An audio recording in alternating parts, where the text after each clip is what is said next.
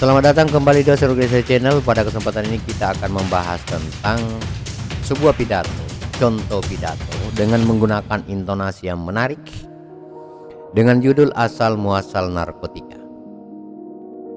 Assalamualaikum warahmatullahi wabarakatuh. Shalom, salam sejahtera, Om Swastiastu, Namo Buddhaya, salam kebajikan. Alhamdulillahirabbil alamin.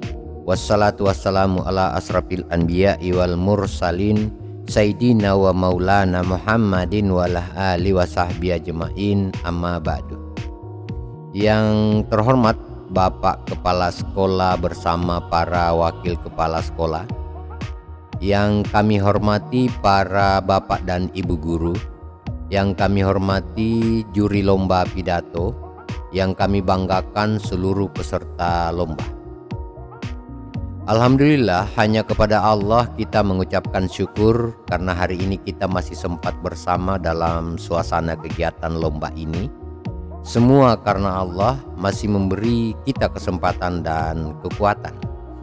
Tak luput pula kita mengucapkan dan mengirimkan salam dan taslim kepada junjungan Nabi besar Muhammad SAW yang telah mengajarkan kita dari jalan buruk ke jalan yang benar, yang padanya berada syafaat pada umatnya dan akan masuk surga atas syafaatnya.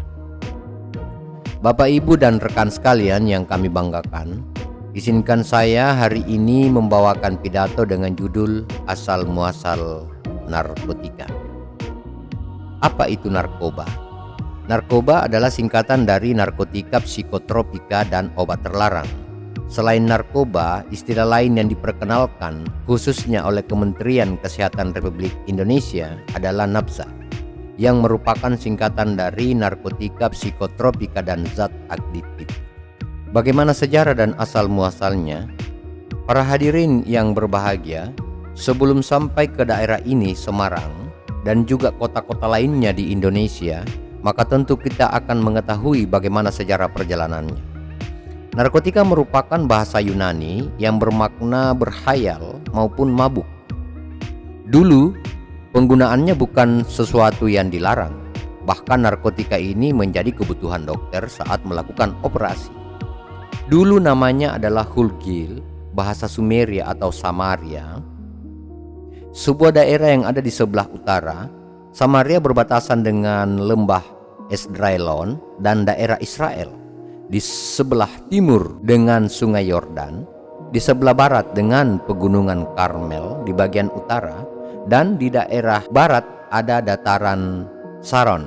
Di sebelah selatan dengan Yudea merupakan bukit-bukit Yerusalem. 2000 tahun sebelum Masehi dikenal dengan serbuk sari, bunga opium. Serbuk sari ini dihirup dan menyebabkan seseorang tertidur atau perasaan menjadi tenang. Seseorang yang kesakitan saat mengalami luka serius tidak akan merasakan sakit saat menggunakan serbuk ini. Tahun 460 hingga 370 sebelum Masehi, dialah Hippocrates yang hidup pada masa itu mulai melakukan penggunaan opium untuk menangani pasien-pasien mereka, diikuti oleh dokter lain seperti Plinius, Theophrastus, dan Dioscorides. Bapak Ibu yang kami hormati, pada tahun 1807 ditemukan morfin sebagai pengganti opium. Alasan penggantiannya adalah karena menggunakan opium menyebabkan ketagihan dan sesak. Sejarah menyebutkan bahwa sejak awal tahun 1700, orang Eropa menyebut candu atau opium adalah merupakan barang haram. Bapak Ibu yang kami hormati dan kami muliakan, selanjutnya kita ke India, negara yang terkenal dengan goyangan kuch-kuch hotai ini.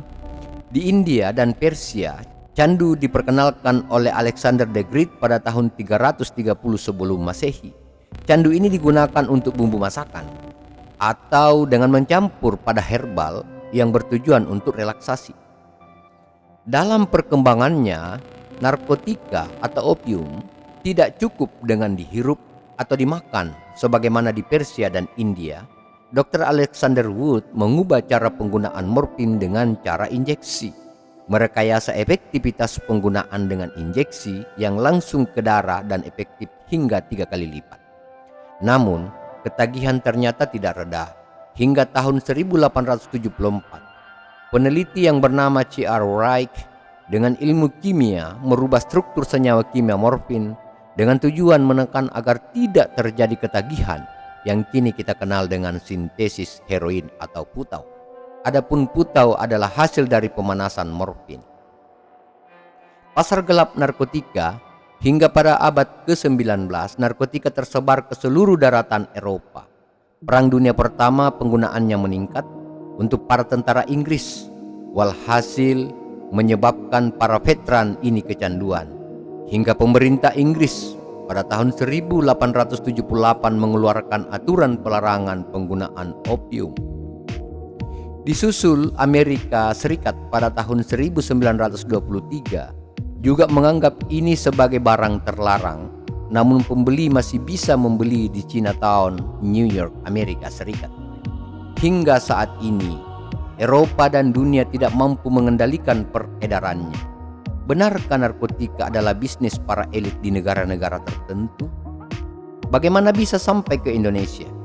Dalam sebuah literatur menyebutkan bahwa narkotika adalah gaya dari penjajah Belanda saat menjajah negara ini oleh penjajah Eropa, maupun penggunanya juga berasal dari pedagang-pedagang dari Cina. Tanjung Perak serta Tanjung Emas di Semarang menjadi tempat pengiriman jaringan internasional dan peredaran narkotika.